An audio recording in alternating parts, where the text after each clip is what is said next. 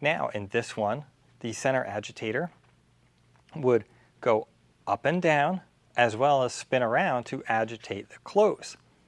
Then when you felt your clothes were adequately washed, you would put them over here in this basket, which would spin like the spin cycle in your washing machine to wring them out.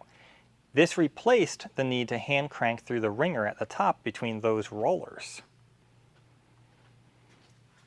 In 1917, we have this Apex electric washing machine.